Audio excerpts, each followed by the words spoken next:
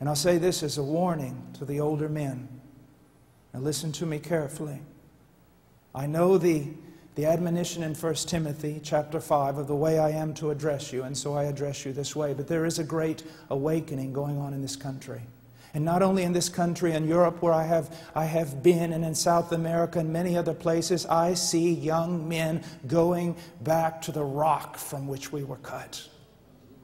They are reading Spurgeon and Whitefield. They're still listening to Ravenhill and Martin Lloyd-Jones and Tozer and Wesley. And it's a great, incredible movement. Just because popular media and Christianity today hasn't discovered what's going on, I want you to know that I would have never dreamed 15 years ago that I would see the awakening I'm seeing. Not through my ministry, but as I go to different places and see what God is doing without any of our ministries. Whether it's Holland, 1,000 young men declaring things have to change, crying out all night in prayer for the power of God and the truth of Scripture. Or South America, recognizing that they've been so influenced by psychology and all sorts of superficial techniques coming from America with regard to evangelism, and now weeping and broken are going back and evangelizing their churches. Or the inner city of the United States, where I have sat up at times till 2 and 3 in the morning discussing theology with young African Americans in the hood, whom God is going to raise up to do more preaching than anyone will ever be able to imagine on this day.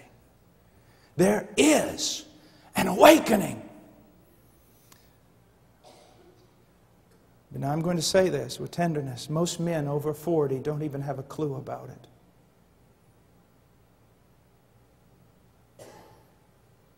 Many of the young people who are turning back to the old men and the old ways and the truths that have brought awakening time and time again in this world. Most of these young men are quite young.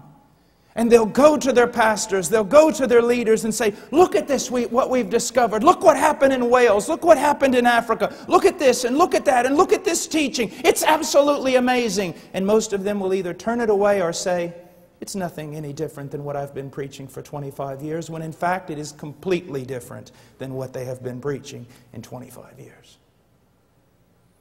And so we need to be very, very careful to understand that God is doing work. And He who began a good work will finish it.